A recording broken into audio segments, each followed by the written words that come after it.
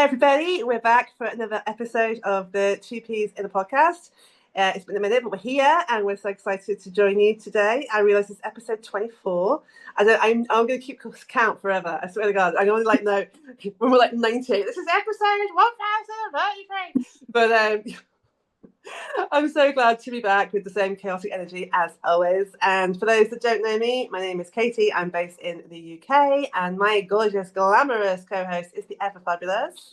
Hey guys, it's Jessica. I'm from America. How's everybody doing? Yeah, we hope that you're good. We hope that you've been taking care of yourselves and all that good stuff. Crazy old life that we're living through at the moment. But today we want to bring in some more kind of personal stories, and hopefully with that kind of, I don't know, offer a bit of something to think about, the guidance, all that good stuff. So what are we talking about today, my darling? Well, we are going to talk about what we thought we were going to be when we grew up, quote unquote. I use that lightly because I'm not sure if I'm grown yet. No. And then what we actually became. And yes. I came across this topic because I was reading something and this woman was talking about how she spent so much money on school. She spent half of her 20s avoiding people, avoiding relationships, just studying heads down. And she didn't even end up using her degree. Yeah, it can be a thing. I've known people that have definitely done that. So it's very easily, you think that this degree is going to be the answer. And sometimes it's just part of the journey, right? So yeah, awesome. So as ever, I think if we bounce back and forth and, have a chat about, I'm sure it's going to be fun. When I tell you what I want you to be, you're going to laugh. But I'm interested in knowing what you wanted to be first. So when you were young, what kind of jobs were you thinking of? When I was young, I thought I was going to be a police officer. Okay. I thought I was going to be a police officer. I thought I was going to be a private investigator. One of my favorite pastimes was sitting in my driveway with a little notebook, just monitoring the comings and goings of the neighborhood. The neighbor across the street left at 12:05, came back at 1:15, had a bag when they left, didn't have a bag. I don't know if you guys have heard of this movie, or you have heard of it, but Harriet the Spy. Yeah. That was legitimately one of my favorite movies because I was so convinced that was going to be me. I was going to be a spy. I was going to be a secret agent. And then when I got a little bit older and I realized I was actually pretty good at reading people, I was like, I know, I'm going to be an FBI profiler. It was always something in the justice field. My mom told me I would be a great lawyer or a great judge. But yeah, that's what it was. It was something like that, a cop, a spy. Is anybody in your family in law enforcement, or is it just no? Interesting. No. Normally, kids kind of look around them, right, and see oh, this family member does this, or this person does this, and you were just really left field. Well, my dad was a construction worker, so I didn't really want to do that. And my mom was pretty much a homemaker. And when she was working, she used to build, and this is a flashback, y'all, but she used to build Nokia phones. Oh wow! Yeah, cool. I know, and so I didn't really want to do that. And then my papa, at one point, he really wanted me to get into what he was into, which was pest control.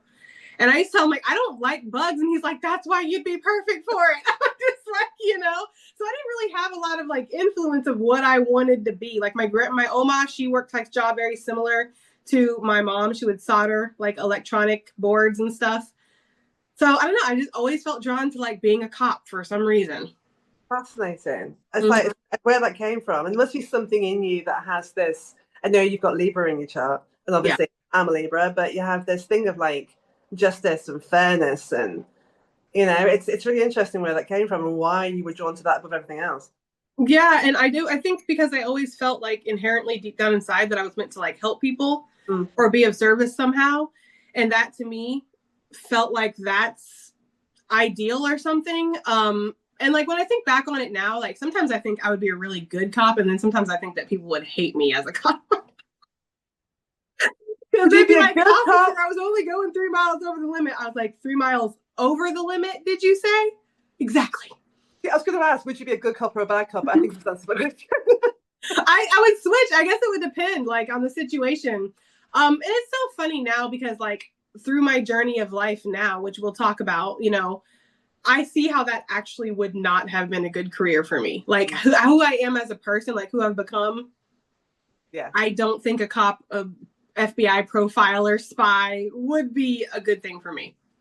I will say that you sitting in the end of your driveway with a notebook, talking about the comings and goings of your neighbours, it's really lucky that your neighbours didn't commit any crimes, because I see you in a Netflix documentary going like, yes, I have the notes. Yeah, I can see it 10:12. Yes, and that's exactly how I was. I would just sit out there and just in my notebook, just write down what was going on because that was my job. I was a very like, and we've talked about this in previous podcasts. I was like a very fanciful child, like always in my head, always in a fantasy. So yeah. That's really interesting. I like to say, I can see where that comes in now, your sense of fairness, your sense of helping people. It's just interesting that it's the roots were there, but it's turned into something else. Yeah. And it has really morphed into something that I never, ever thought. And I do want to say, like, over time, my dream kind of got skewed and shifted. And a big part of that was definitely because of kids. Yeah. Like kids kind of came in, and I wouldn't say like they ruined my dream or anything, because there's definitely police officers and cops and people in the FBI that have children. But it just, I wanted to be a very present parent, and I got pregnant very early. Like I got pregnant like 20. I had my daughter by the time I was 21. Yeah. And so my life became about taking care of her and just doing whatever it took to pay the bills. Yeah. Like before I got pregnant, my dream had kind of shifted into, I'm going to join the Peace Corps. Okay. So like that was like another thing that I was really seriously considering. And then I actually ended up getting pregnant. So that my parents were actually oddly happy because they didn't want me to join the Peace Corps. They didn't want me going off to other places and being possibly put in danger, which I understand a lot of things can happen to those people. Yeah. But yeah, it became about like taking care of my kids and what will pay the bills. And that's when I got into the kitchen. And that became a really big, as you know, because you met me when I was in the kitchen. Yeah. And so that became like a really big part of my life. And at one point I thought I wanted to be like an executive chef. I was like, okay, well, this is a calling for me. This is what I'm going to do. But that changed too. It's fascinating, isn't it? It really, the twists and turns, it really is to, I think about it now, because obviously you thought about this before we came on. And I think different versions of ourselves resonate with different professions. And as we grow and mature, and people talk about that, you know, it's one of the things that, and I'm sure you've had it giving readings, people go, what is my life purpose? Why am I here? And I've had that question a lot, and how do you find your life purpose and all of this? And I do think that people tend to have a thing, it's just one thing. Yeah. And actually, I would argue that it's multiple things, and it can shift and change as we grow, because what we're interested in shifts and grows. Yeah. I mean, I get that question a lot with clients, like, what is my purpose? Just like you. And it's kind of a cop-out answer, but it always comes to me as like, you know, to experience life. That is literally your purpose. And it doesn't have to be confined to a box or what you feel like it should look like or anything. Sometimes our purpose is to heal. Yeah. Sometimes our purpose is to find happiness, you know? I've always felt deep down inside, my purpose would be to help people. Yeah. Like, that's just like, just a generalized overall, whatever. That's what it always was like, I want to help people. Yeah. And I, of course, and I have the same thing. That's why we, you know, we resonate with each other so much and we empathize, is because we both come from that place. Our desire is always other people. Just make sure we don't get lost in the source of doing that, as we know. But hey, that's a whole separate podcast. But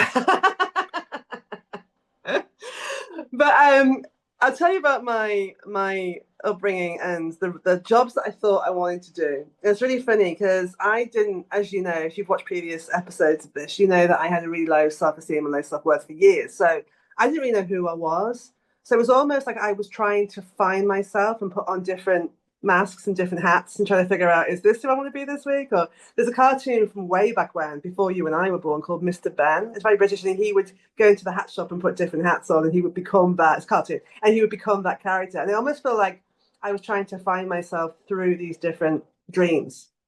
But the first, I'm laughing now because it's really funny. The first dream of a job that I thought that I could do was a clown. I would say you've achieved that. I'm just kidding. See, I'm a mean friend, guys. I mean, I can see now my entertaining thing that I have. You know, I am quite the entertainer. I've done performing arts, I've done dance, I've filmed the stage. I can see that. But yeah, it's because I went to the circus. And I was only little. I must have been about 5, maybe. And so I saw these clowns like bouncing around and being silly, and I thought, I could do that. So you never were afraid of clowns? Well, that's it. Now that the irony of it is now that I don't like clowns at all. Oh, okay. I think they're really creepy. I don't get it at all. But when you're 5, I don't know. There's quite innocent. I think I know kids can have phobias as well, but at that age, I was just really naive and innocent about the whole thing and thought it looked fun. Yeah. Well, I think that's innocent and childlike and sweet. Plus, clowns make people happy. Exactly, and I think I saw my parents stressing about work and money, and I thought, obviously, my childhood brain, I thought I want to do something that's fun. Mm-hmm. So that's what I saw. But yeah, it wasn't long. My next thing would be for a long time I didn't actually have people say, what do you want to be when you grow up? And I go, I don't know. That was for a long time. I don't know. I'm just going with the flow of life until I really got to high school, and then I really seriously thought about being a lawyer. Yeah. Which should be a good lawyer, actually.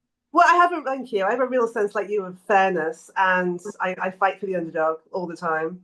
And I like, as you know, facts and figures and knowledge and learning. My thing is that I think I'm so sensitive that I would be too emotionally involved. I think that I would want to rescue everybody, and it's like there's no boundary with me. Yeah. Plus, having known you for as long as I have, you've gotten so much better at conflict. I do want to say that. Like, I want to give you your recognition there because you have gotten so much better at it. But back in the day, at one point, if a lawyer would have went hard on you, you'd be like, okay. It's not funny, but it is funny because it's like, it's just, you've gotten a lot better though now. You're sassy now. Thank you. I still don't like it, and I'm still a very conflict avoidant, but if it comes my way and I have to, I don't run away anymore. I will try and deal with it, even though I don't like it. But yeah, that was the thing. And then I thought about being a journalist as well, which, considering now that writing is a big part of my life, is not surprising. Although saying that, I don't think I could be a journalist either, because having had experience with newspapers and the media, I think I've got too much integrity to necessarily be politically biased and lean a certain way, and also to not always present everything fairly, shall we say. Well, I think it would also depend on what station or what media you worked for, because there are like, medias out there that tell the facts and they don't try to like sway anybody. So, Yeah, I've seen that. And but there's also, as we know, ones that definitely have an agenda. So I think you'd have to be very mindful to go into that industry. It's not an easy industry to be in. Plus, considering the times now, like back when you probably had this dream versus now, and everything that's going on in the world that's happened, like, girl, you'd be stressed. Okay, you would be so stressed. Yeah, and I would become the undercover reporter. That would be my role. Yeah, like with the journalist that discovered the whole thing with Harvey Weinstein or anything like that. It really is. Sorry, real life, guys. Phone call coming in. It's. I think I would want to go and investigate and create the story and do all the research and bring things to light. I think that would be my thing. Yeah, for sure. And you're super good at like digging in and finding details. Yeah. Plus, with maybe like, we've already talked about it. At one point in your life, you weren't even really aware of the fact that you were super intuitive. Mm-hmm. So you'd have really good instincts doing that too. Yeah, true. I actually think a journalist would be great for you. I don't know. I think that's something you might want to revisit. I think that you'd be great as a journalist. I'm just saying. Oh, bless you. Well, you never know. Never say never, right? You never know what the future holds. But like you, I got pregnant when I was 20 and had my son when I was 21. And it really does. I agree with you. I think it changes your priorities. Yes. Right? I think that suddenly, because it's not about you anymore. And when it's just you can be quite selfish and quite indulgent, because you can be, right? There's no kind of responsibility. The minute you have to look after somebody, you don't get that luxury. I was very blessed that my parents were very supportive of me, to the sense that, because I came out of an abusive relationship and we moved back in with them. And I was like, my son deserves to have the best future that he possibly can. And so I went to what you would call college, what we call university, and got my degree. Mm-hmm. And I didn't stay in halls or anything. I would come home every day. I would travel backwards and forwards, but they really helped me and supported me through that. And I got my degree in English and drama, and then got my PGCE, which is a teaching qualification. Mm-hmm. So yeah, it was a whole thing. But Yeah, it's interesting how things go because I thought teaching was such a solid profession. Yeah. It is in a way, but it just depends on, I feel like teaching is something you have to be passionate about. Yeah. Like if you're not emotionally ready for that, it can be very difficult. I mean, as you know, with my last job, I worked around a lot of teachers. So Yeah. I saw the impact that it has on people. I also have children in school, and a good teacher makes all the difference, but also a teacher that wants to be there. Yeah, absolutely. I think for me, like it wasn't. I had this dream in my head of what I thought it was going to be. Mm-hmm. And it probably was a little kind of rose tinted glasses thing going on, teaching in the school, like Yeah. apple teacher kind of thing. Um, it wasn't that at all. A lot of it, and people actually, I taught in high schools, and people go, "Oh, teenagers, you taught?" I'm like, "Yeah, I did." And actually, I think teenagers get a really bad reputation. Yeah. It's fair. I think a lot of teenagers are pretty awesome, to be honest with you. I didn't mind teaching. Yeah, you get your ones that are a pain in the ass, but that's the same for every generation. That's just not a teenage thing. That's just people. But it wasn't necessarily the teaching itself. It was um, behavioral management, which was consistent. You start to feel like you're there as some kind of behavioral specialist rather than a teacher because it's all about the behavior. Then it's all about the admin. It's paperwork like you wouldn't know. I mean, I know you know because you've seen it, but it's just endless. You never get to the top of it. It's just constant meetings, constant assessments, constant. Oh, it's awful. And then the real hierarchy and social drama that is a school, and it's not the kids, it's the staff. Oh And my God. you and I know, because I've spoken about this before, I was bullied by my deputy head, Yeah. deputy principal, vice principal, I suppose. And she made my life hell to the point that I had to leave.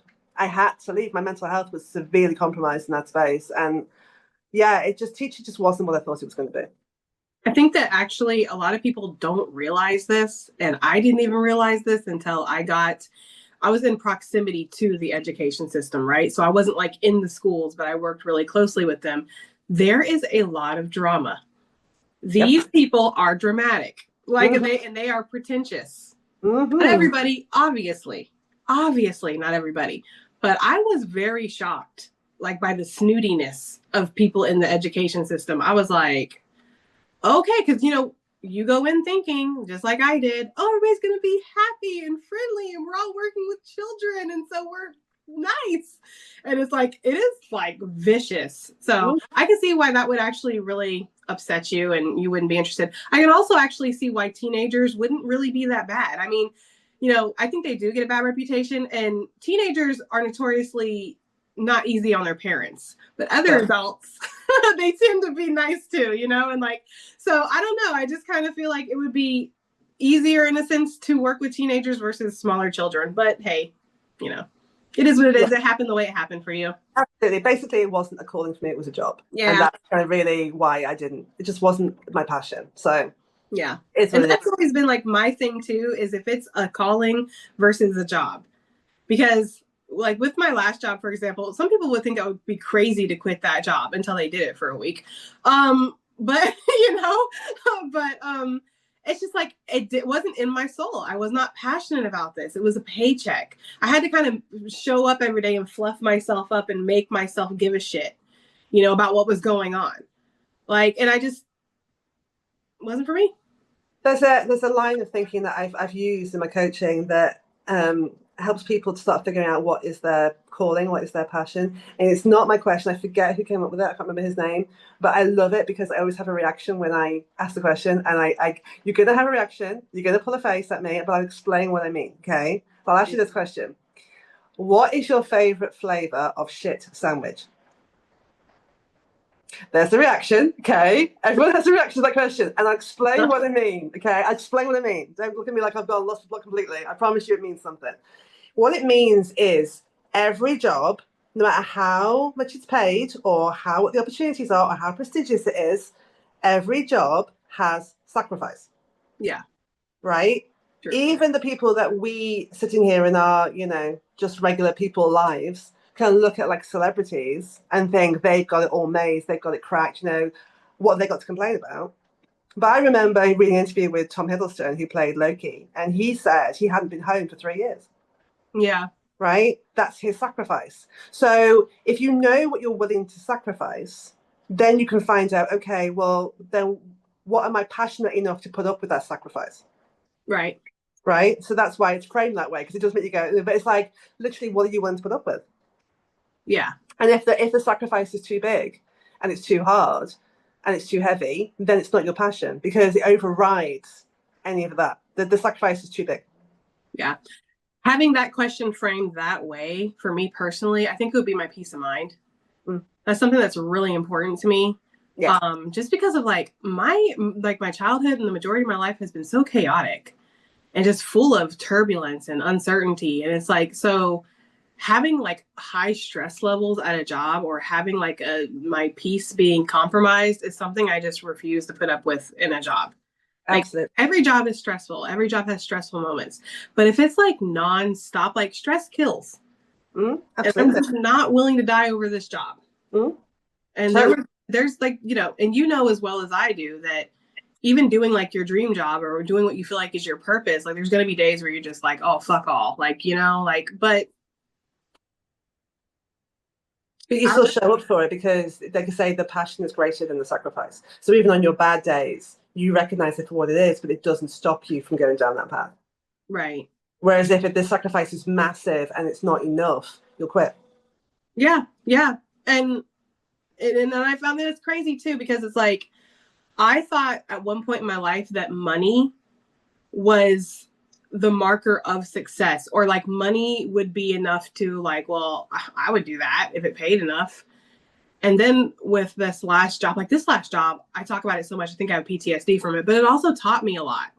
Like it did. It really taught me a lot about like what I want, where I want to see myself, what is it worth.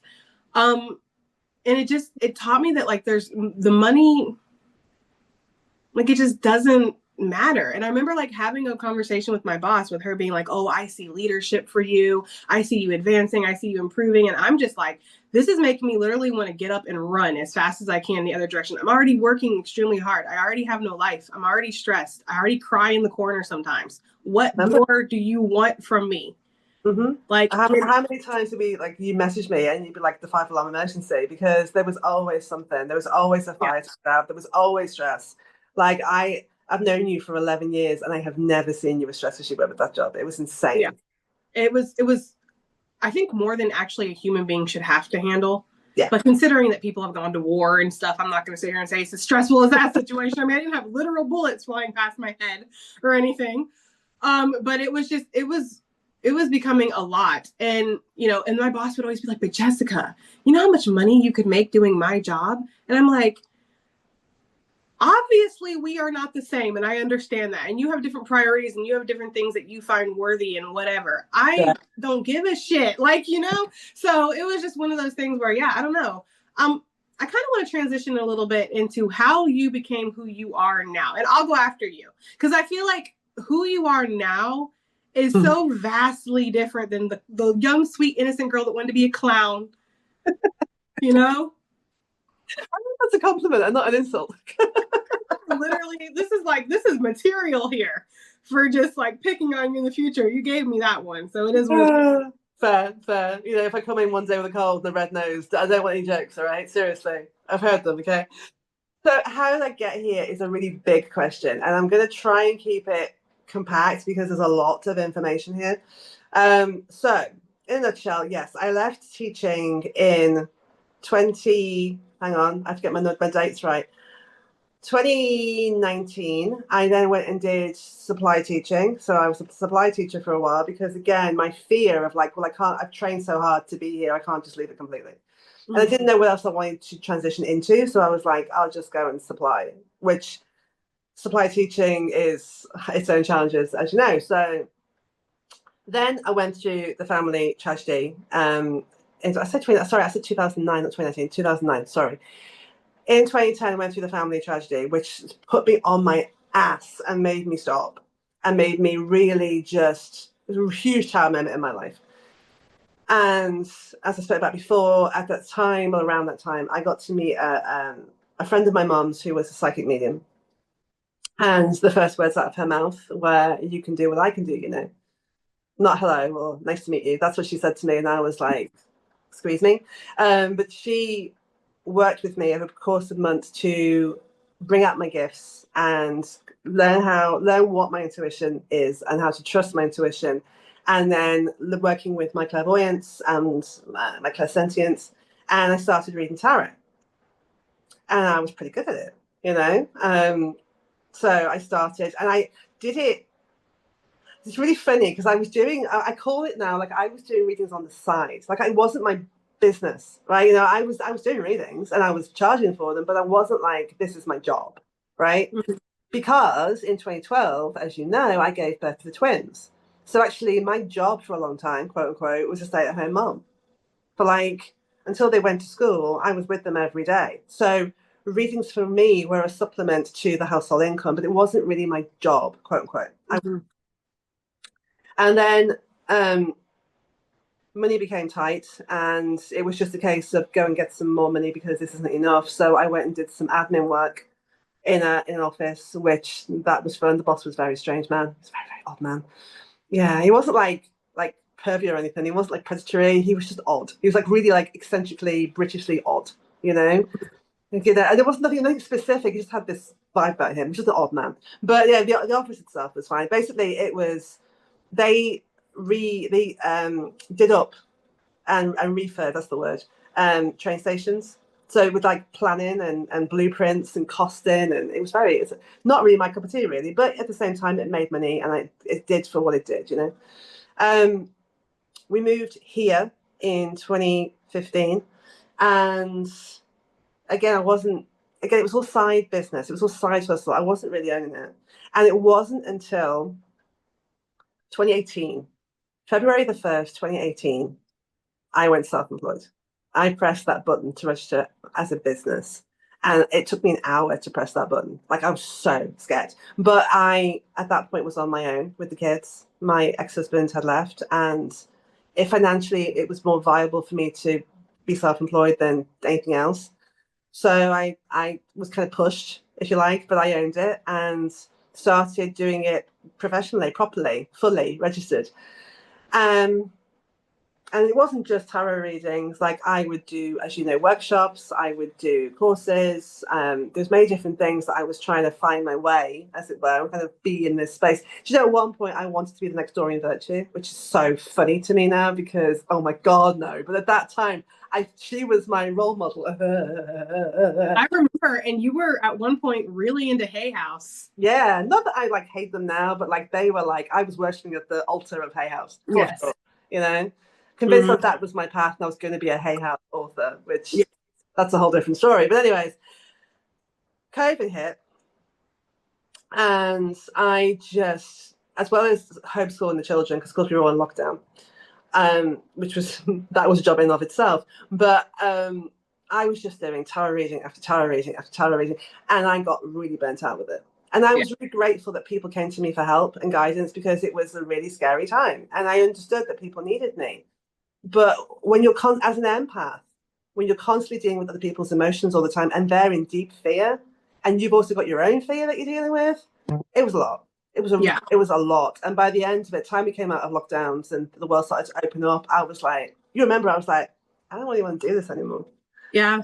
But I didn't know what else to do, right? And so enter, stage left, Spirit's like, don't worry, girl, I got you. So I was randomly scrolling on Facebook one day, like you do. And I saw a post from a woman that I know. And she said she was training how to read the Akashic Records.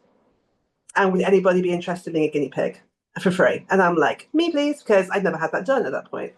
I was curious. So I didn't hear anything for a couple of weeks. And she sent me a voice recording of this, like, I suppose, guided meditation she put herself through. And the message, there was lots of things in there, but the thing I always sit with is your passion, your purpose in life, your mission in life is to empower women and girls. You're already doing it. You just have to own it. And it was like a light bulb in my head went off. I was like, shit, absolutely I am. Because at that point, I'd already done my women's empowerment event. I was already, 99% of my clients were women. My tarot readings were becoming coaching sessions anyway. Like I just had to transition from what I was doing and own it in that space.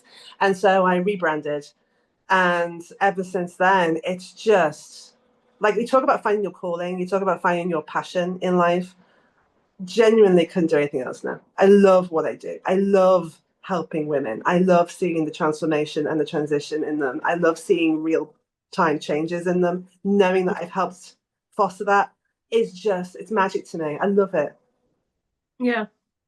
So that's how I got here. And what the future holds, I don't know. But hey, it's a fun journey, if nothing else. It's definitely a journey. Also the book stuff, which is a big chunk for you. Yeah. Like, you know, that's not only focused on women. You've helped men with their books as well. And I think that would be part of a passion or a calling, is because I remember how happy you were when you published your first book. Like when you had your first, you wrote your first book and it was out there. Like I remember like the genuine joy that you felt. Mm-hmm. And I remember like when you started doing the whole publishing thing, it's like you got, and you still do get happy every single time somebody goes through that own joy that they feel. Which he just helped somebody with book 25. Mm-hmm. So it's like, I think that's a big part that needs a little shout out too. Thank you. I can see that. I'm not always great at blowing my own trumpet. It's I don't know whether it's a British thing or it's just a Katie thing, but sometimes I have to be reminded of what I've done. And I can definitely see that. I mean, for those that don't know, I'll try not to be so British for a second. Even though it's very comfortable, I have written and published 9 books of my own so far. 10th one's in process. And yes, as Jess says, the book coaching, one of my clients called me the book doula. Like I help give birth to books into the world with all the labor pains and stuff. And 25th one came out yesterday. So very fun, you know, and there's still more in development. And it's that sacrifice thing. Because, you know, there have been times on that journey where I am tearing my hair out. I'm so stressed and it's not going the way I want it to go. And it's like, and yet I don't give it up because I still love it. I mean, there's times where I'm listening to you and I'm like, yeah, I wouldn't do this.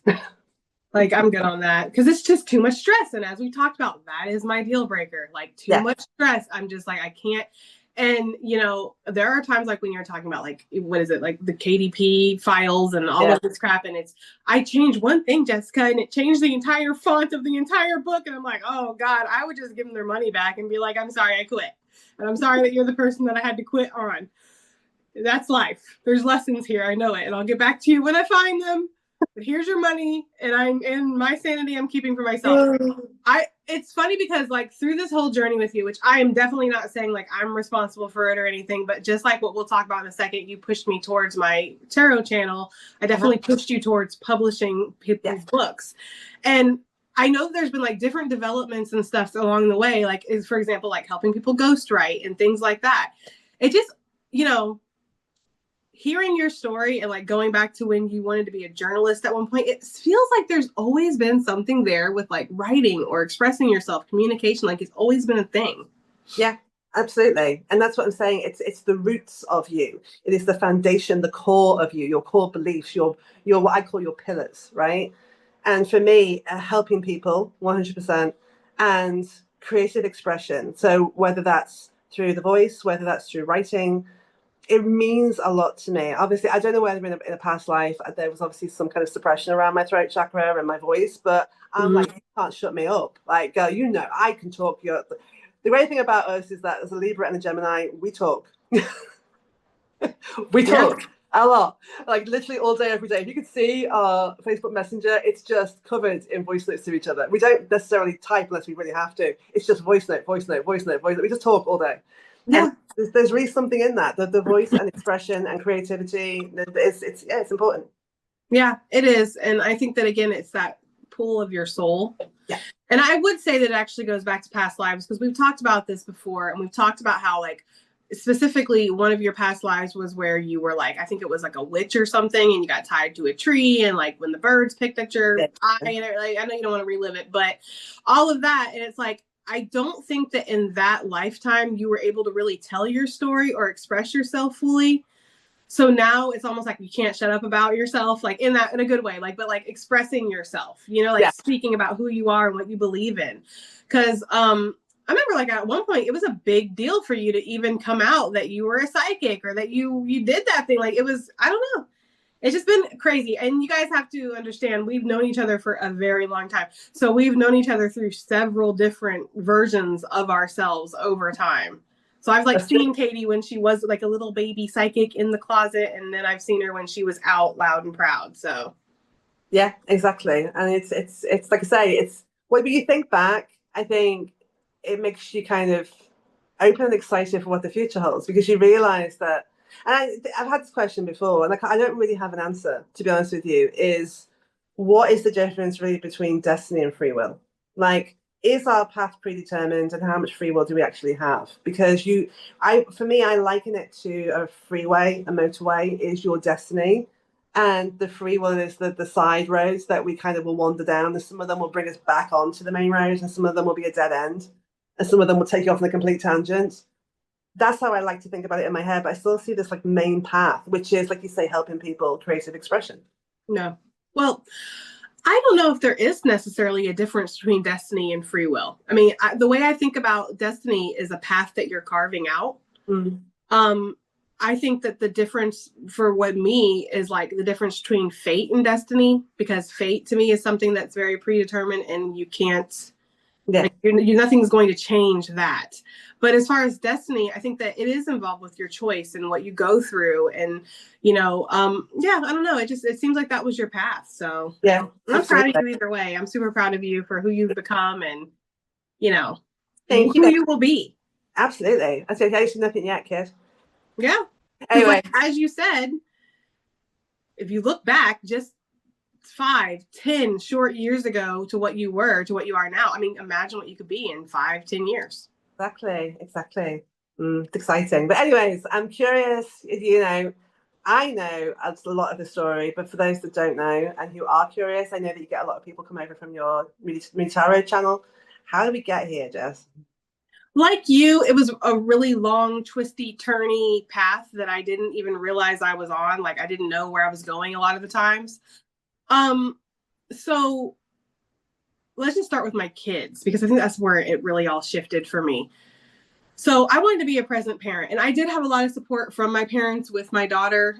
They were definitely always willing to help and watch while I was at work and everything like that.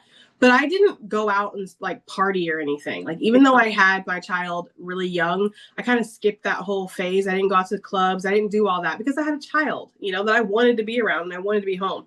So if I was out of the house, it was working. And again, I was working in kitchens, and I thought that was what I wanted to do. Like, I, felt like, okay, well, I'm going to be an executive chef or a sous chef or something like that. It never went as far as me like owning my own restaurant, but it was something like that. I too tried the little college stint thing, but who are we kidding here? I dropped out of high school. I clearly don't like school, right? And this is something that has revisited several times in my life, because as you know, there's a part of me now that's like, well, I might want to be a psychologist. I don't want to go to school for 6 years. That's the one thing that literally the only thing that's holding me back is that I do not like school. So I did a short little year in college and was like, what the hell? No, thank you. And decided, you know what? I'm going to really focus on the kitchen thing, and I'm going to try to make that work. And then the rest of it just kind of blurs by until about, I want to say 2019, 2018, something like that. It was right around the time that we had met. I don't know exactly what year that is, but I started to really develop in my spiritual abilities. It was actually in college that I had met a girl who, because in college I had a paper that I had to do. And I've told this story a couple times. I was doing a paper, and I like to write about like gory stuff. So I was doing one on Vlad the Impaler. And I was like, wow, I was reading about him, and they were basically saying that he was a sociopath. And I was like, well, if he's a sociopath, then I'm like the complete opposite. And that led me to think, what is the opposite of a sociopath? So then I did a little research, and that's when I found out empath. And when that word came into my life, it changed like everything, because suddenly everything in my life started to make sense. Like how I was able to feel other people's emotions and read into people. And I was, able to just feel the energy of spaces and of places, and almost have like flashes of what happened there. And and also how sensitive I am and things like that. Like it really clicked everything into place. So then when I was in college, I met this girl and she was already a little bit more developed. She was already knew she was an empath and all that. And she kind of took me under her wing a little bit. And she explained to me about things like how, you know, you're going to feel this off of people and how to protect yourself and how to kind of like disconnect from feeling emotions of people and stuff like that. So that's how like the whole spiritual side of me started, really. Because if you ask my parents, they will tell you Jessica has been psychic since she was born. She has been psychic. I mean, everybody in my family has some kind of psychic gift. We've already talked about that. Nobody in my family works on their psychic gifts. Nobody in my family has developed their psychic abilities or would say like their profession is a psychic. I'm the first and only one to actually do that. Although everybody has gifts. So my parents are not like skeptics, like, oh, there's no such thing as psychics and there's no such thing as ghosts. My parents, they know that there are these such things as this. Like, so I always like knew when my parents were upset and would try to like make them laugh or make them smile, like make them happy. And like one of my earliest memories that my parents loved to bring up is like when we would go to Radio Shack, they used to have microphones set up outside the store and I would sit out there and sing "Don't Worry, Be Happy" to strangers that would pass by. And like that, I feel like that literally was like me now, but then like not even realizing that one day you will literally be on YouTube singing to people and reading tarot. And that is like what it's going to be. I had no idea. So anyways, so once I kind of started to really pay attention to my spiritual abilities and really develop into my like empathy and things like that, I had met you. And that was when the whole reality of maybe becoming a psychic became real for me, because I didn't think of myself as being able to give other people readings or do anything like that. I had met you. We were part of this spiritual group on Facebook. And that's when you were like, you know, there's something very special about you. I would like you to try out to be one of the advisors or whatever. And so I did. And that's when reading people became like a thing for me. And I didn't even realize it could be a thing. And so, as you know, at this point, I didn't do tarot. It was not a thing. No. And so we were reading people off of like their photographs and like we would read people's pets and stuff like that. And just to kind of condense the story, because like you, it's a lot. Eventually, you really kind of persuaded me to try tarot out. And so I did. And then I fell in love with tarot because I was like, this makes this easy. Yes. Me, tarot is easy. And I'm not trying to patronize people out there that like, to hell it is, because I know that some people think that reading tarot is hard, and it can be. But for me, it was a natural thing. I didn't even need to be taught how to read it. I never took a class. I never looked into anything. It was a natural thing. And I feel like that's because it was something that was in my soul's DNA, was that you are a reader, you're a tarot reader, you know how to do this. And so I just went purely off of my intuition and like looking at the pictures and of course what I was getting off of the person sitting in front of me. And tarot just felt so natural. It felt so easy. It was like literally what I was feeling would come out in the cards. And to me, that magic was just amazing. It was awesome. Like, it was just like, this is awesome. Why don't more people know about this? Like, this is amazing, you know? And so just, you know, dibble dabbled like you in just readings and stuff and like Facebook stuff and things like that, was still very much working in the kitchen because I, like you, didn't think that it would ever really be possible to have like my own business being a reader or whatever. Well, then fast forward a little bit. I think this was 2019 because that's what it says on my YouTube, is when I started my YouTube was 2019. I think it says like January or something like that, 2019. So you were like, well, you know, because I had been getting this feelings like maybe I should start a YouTube, because I was watching YouTube tarot readings and I was like, I kind of think this is pretty cool. And I like it. But classic me style, like what made me feel like I should start a YouTube was that I could do it differently. Like, I didn't like how things were being done on tarot YouTube. I didn't like how, first of all, every fucking reader had something to say about Geminis. First of all, I really didn't like that. Like, Geminis get bullied a lot, which a lot of signs do. You know, I understand everybody has their thing against certain signs or whatever, but I just didn't like how, like, every reading I would watch, like, people will be really down on Geminis, you know, like, oh God, every time I click onto your energy, Gemini, it's like nothing but chaos. And it's like, exactly, that's why I'm here. You should help me instead of criticizing me. You know, it was like one of those type of things where I just wanted to be a champion, right? But I didn't want to just start with that because I felt like that wasn't, I don't know, I just wasn't ready for that. So I started with just general collective, everybody, all the signs, whatever. And you had really like pushed me into that because I was really scared to put myself out there. And then over time, it just, again, that kept nagging at me like, Gemini, read for Gemini. And I was like, well, what's going to happen if like I change and I read for Gemini? Like, what is the rest of my collective going to think? And then I had to kind of be real with myself because the readings that were for everybody else were getting like hundreds of views. And the readings that were for Geminis were getting like thousands of views. It's like, let everybody else. There is nobody else. It's really only Geminis that like to watch you for whatever reason.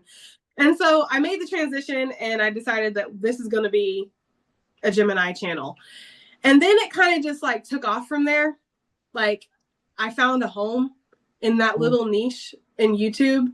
And I felt like other Geminis had found a home with me.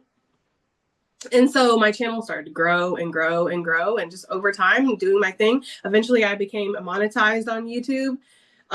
So that became a source of income.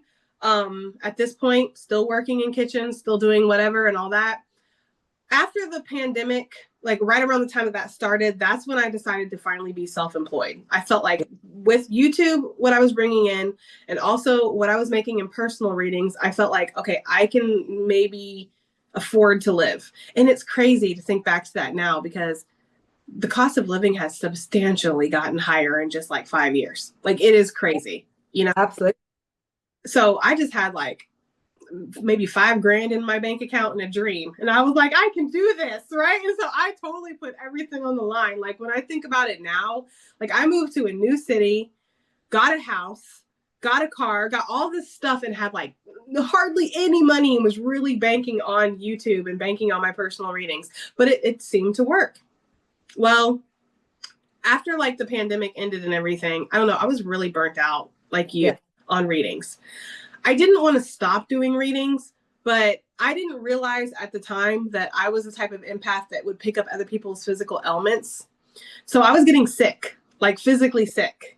I remember. And Katie knows, like I was, all this mystery stuff was popping up. Anytime that anybody would like, I was starting to get scared of doing readings because anytime that I would have somebody sit in front of me and say to me, oh, I've been suffering from migraines for a week, I would have migraines for a week after that reading. It was really scary. And I think the last straw was when I developed tinnitus. And I had a woman tell me that she was suffering with tinnitus and she had it for like a year. And I started getting it and I was like, oh my God. And I started like really wondering if tarot was healthy for me. Yeah. Like physically healthy for me, even though I love doing it, like this might kill me. Like, cause it's like, it's a lot, you know? And I was hearing from spirit and I was also hearing from pick a card readings that there was an opportunity that was coming. You remember this? You remember. She was there. This was crazy too. And this is like one of those things where me and Katie were like, this is real. Like pick a cards, tarot, like this whole thing, it's real because I heard about this for what, a year? Yeah. A year. I heard over and over and over again, an opportunity's coming, an opportunity's coming. You're going to just happen upon this opportunity. And I was like, okay, after a year, you start to kind of like give up hope a little bit or maybe, you know, or you start to feel like, okay, well, that's what all readers say. That doesn't mean shit, you know? Yeah. Well, then one day when I was bringing my son into his preschool, I was going to get him registered. I had seen a rattered, tattered, and I can say the name now because I don't work for them and legally nothing can happen. But I saw a rattered, tattered ESS sign outside of the school. And I went in and I saw the woman flustered in there.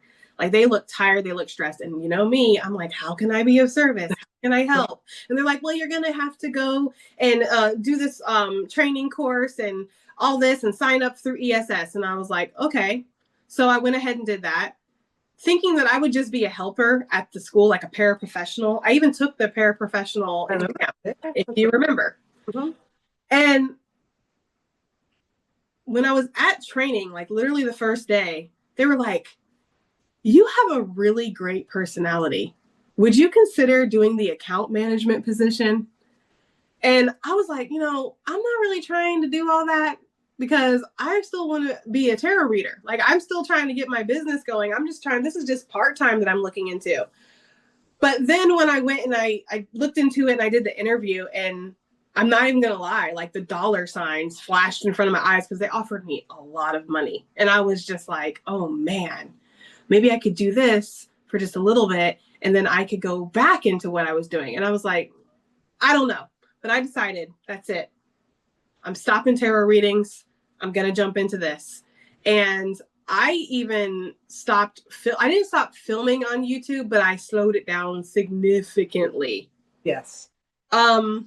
And that started my whole ride of hell, the descendant into hell itself on earth that was working for that company. Not that that company is a bad company, because it's not a bad company. It just wasn't for me. And they just expect way more than they should. Yeah. Which, as you know, this isn't something that they wouldn't be surprised to hear, because I put it in the damn survey at the end of my employment. Why are you going to send somebody a survey at the end of their employment? What was your experience working with us? Well, I told them, y'all expect too damn much. You expect too damn much. There's constant drama. There's goals that you cannot achieve. And then when you finally do achieve them, you don't even get a fucking congratulation. You get, here's your next goal. Yep. Like, lower your expectations. That's what I basically told them in the survey. So, you know, it is what it is.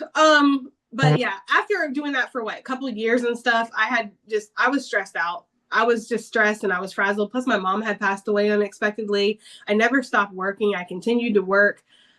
And then there was so much drama that was happening at the end of that, where it was like suddenly feeling like no matter what I did, it wasn't enough. No matter what I had achieved, it wasn't enough. I remember like the last kind of straw for me was I had done my last mid-year, which is where we go to the district, the school district, and we have basically a meeting about everything that's happened and all the progress. We have an end of the year and a mid-year. They didn't even tell me good job. And I was at like 98% the entire year. Like one of the only counties in Florida to have that. I had hired like, I don't know, hundreds of substitute teachers. Like I didn't even get a good job. And I was just like, they really don't value me here. Mm-hmm. They really don't value me. And I am killing myself at this job. I don't feel connected to this job. And what am I doing this for? For money? Yeah. Like at this point, I was like, I would rather just go back to a kitchen, you know, at this point.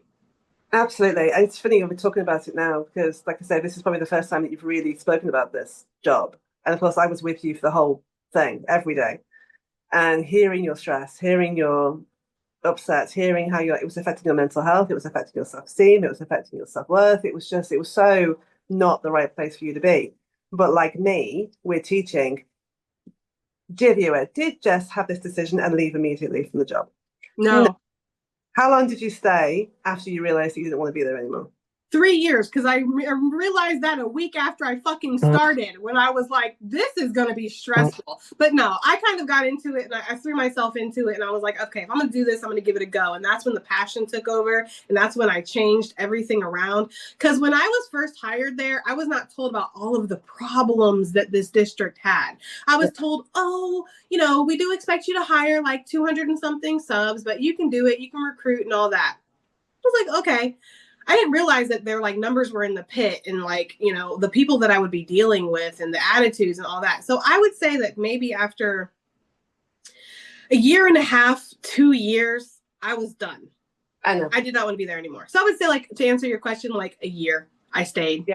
Yeah. And we had many, many conversations about whether you should go or not and what that would look like and how you would do it. And it just, see, people talk about like, well, if you're not happy, just leave. Like it's the most simple thing in the world, but it's not. You need to not only have some kind of idea of what it looks like on the other side, some kind of plan, but also you have to be as ready as you can be. Are you ever going to be 100% ready? No. But you do have to be as ready as you can possibly be to make that leap. And I think for you, I mean, even though we talked about it a lot, I still remember that day where you were like, I've handed my notice in. And even I was like, oh, because it was really just like, there was a moment where you were done and it was just like and it came out of nowhere really, even though we've been talking about it. It was just like that final thing was like, I'm done, I can't do this anymore. Well, it was hard for me because not only did I need to feel ready, I had children that I had to worry about. And understand that. You understand what it's like when you have kids that are depending on you. Yeah. You know, and so it's like, I was blessed enough to have already kind of started my purpose and started my passion with YouTube. So that was like another source of income. And I was very much, and as I started to pull away from ESS, I was leaning back more into YouTube and refining my passion there. Yeah. And so I was still making money from that and then making money from ESS. And Spirit had been telling me, stack your money, save your money, which is what I did. I lived, even though I was making really good money, I lived like I wasn't. I lived extremely frugally. And so I was like, okay, well, my savings gets to this point, I'll do it. And then my savings got to that point, I didn't do it. And then I was like, well, when it gets to that point, I'll do it. And it was never about the savings. It was about how much bullshit I was willing to put up with and what was the last straw. And for me, it was becoming increasingly hard to please these people. And that's what the issue was. Like, I think the last straw for me was, that I had this woman in the district gunning for me for whatever fucking reason. I don't know what her problem was.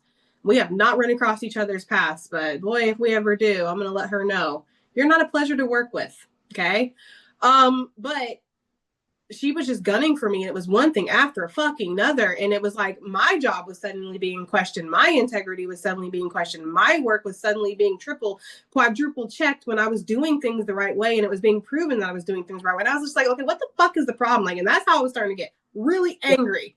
Yeah. Where I was like, I'm going to cuss somebody out and then I'm going to embarrass this company because it's going to be, listen, once she blows, right? And I was like, I'm trying really hard here. And so finally the last straw was, I think, I don't even remember what it was, but it was just like another freaking thing. And I was like, okay, that's it. So I actually Googled how to write a formal resignation letter because I'd never done that before. I had just been like, there's my resignation letter in the past for jobs.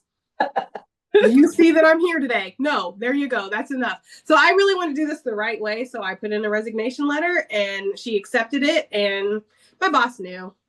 She knew it was coming because I was getting more and more vocal about my complaints. More and more like, I don't want to do this. I don't know if this is for me.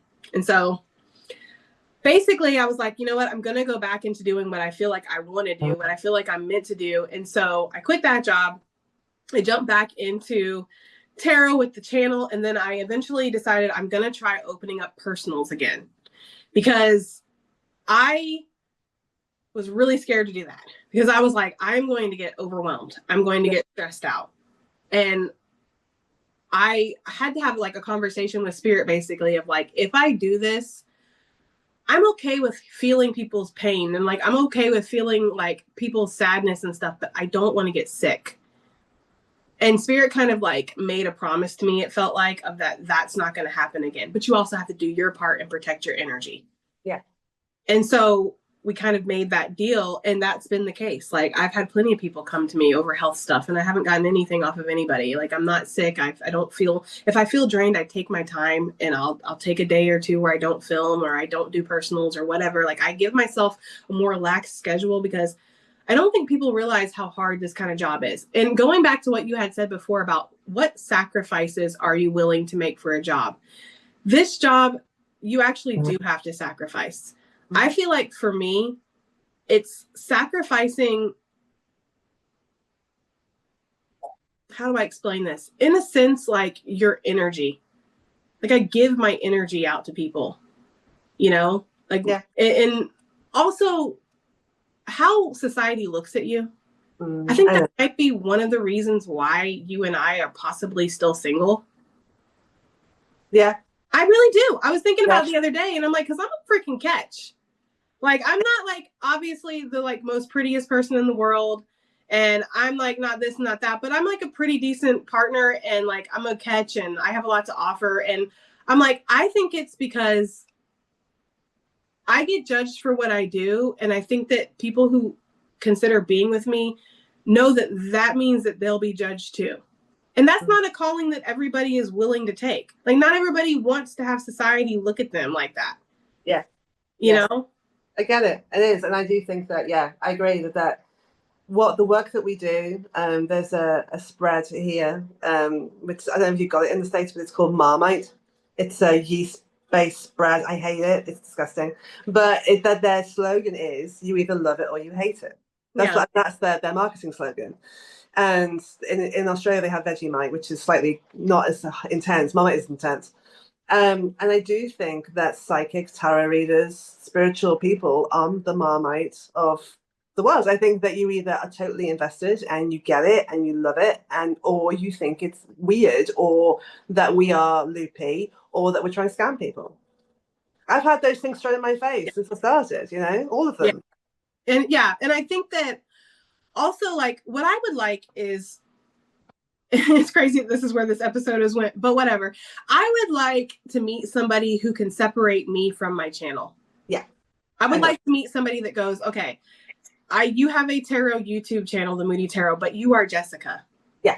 You're a completely separate entity from that. Absolutely. It's like Marshall Mathers, Eminem, and Slim Shady, right? It's like they are all from the same foundation, but they are different. And it's important to separate them out. And the Moody Tarot is part of you, but it's not all of you by any means.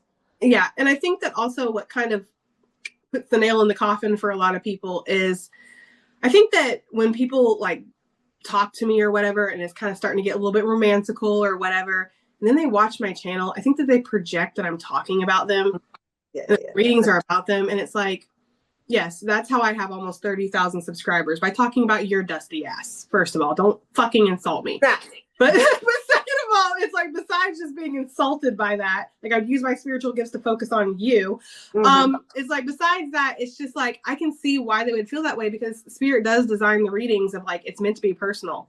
And if you're in my energy, I'm going to pick up on it. So I don't know. I feel like that has caused an issue. And that's one of the sacrifices that, because it is kind of relevant because we did talk about it. I feel like that is one of the sacrifices of being a reader, but I still wouldn't give it up. And if I'm meant to have a solitary life, then it is what it is. Spirit told me one time, Jessica, families, love, children, they're distractions from your purpose. And I at first didn't really understand what that meant, but it's actually true. Because these things cause emotional imbalance. These things do take you away from, I mean, how many times have you wanted to do something, or you wanted to give a reading, or you wanted to coach somebody, and you just had like a fight with your kid or something go on emotionally, and you're like, ugh, now I gotta be here for you too. It's like, it is. And we have to, as I said to you many times ago, I have to put the face on. It's game, it's showtime. You almost have to put yourself to the side and come back to it later, because they're paying you to show up for them. And that's, and also it's like, when you do this and you do it for the right reasons, because there's a lot of people that are out there that are readers and coaches, and they're doing it for whatever reason, whatever their motivation is. But it's like, that there's a bigger purpose to all this, and that it's like the person that's booked this session with you, they need something. It's a need that you're here to fulfill. I think that my advice to close this out, because we're probably getting around that time, I think my advice for anybody for like, what am I supposed to be? What am I going to be? Have like a rough draft in your mind of what you would like to do, and follow your heart. Try not to plan too much, because plans fail. There's that saying, we plan, God laughs. Yeah, there's also that very famous poem by the Scottish poet Robert Burns, which says, the best laid plans of mice and men aft go agley, which means often go wrong. I don't know why mice come into the situation. Apparently mice make plans too. But anyways, I digress. The point is that, it is rough. It's all written in pencil. It's not carved in stone. Yeah. And also like not being so hell bent on having things go a certain way or being a certain thing. I mean, life happens, and you got to kind of go with it. We're all just making it up as we go along. I forget who the quote is by, but it's one of my favorite sayings, and it's, be grateful for the things that you wanted that you didn't get. Mm-hmm. And that's been like a big thing for me in my life, because I try to think back now, like, what if I had become a cop?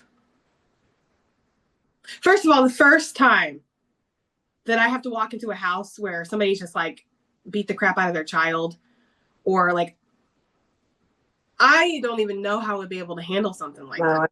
Absolutely. And of course, from a purely selfish point of view, you and I wouldn't have met. True. Because I feel like I probably would have been too busy like fighting crime and then spending way too much money on therapy. I think therapy's free though when you're a cop. That's a perk. Oh, it's got to be some perks, right? Look, guys, I hope that we hope this episode has given you food for thought. We hope that it's given you, I hope you've been entertained, of course, first and foremost, but we do hope that it's given you things to reflect on and think about for yourself in your own journey and your own passions and purpose and mission and all of that good stuff. And like we said, that there's being open to life, being open to the path, being open to yourself. I think the more that you try and control, the more that you try and think it has to be one way, as Jess said, that's where you can get yourself down the road that doesn't lead to anywhere. Just be open to what life wants to come your way, because I think if you're open to it and you kind of go with the flow a little bit, it can surprise you in the most wonderful way. So yeah, I agree with everything. Yep. Yeah, definitely. Well, look, guys, as ever, thank you for watching. We hope that you've enjoyed it, and I'd love to know your own journey if you want to share that with us in the comments. And where you are now where you thought you'd be? That's a good question. When you were younger, are you where you thought you'd be? Because I guarantee the answer is probably no for a lot of people. So it's interesting. But yeah, we just hope that you've enjoyed basically watching this with us and you've got something out of it. Yeah, me too, guys. And just live your life and see what happens. That's the best part, is finding out how it's all going to pan out. So exactly. Very well said. But look, we love you.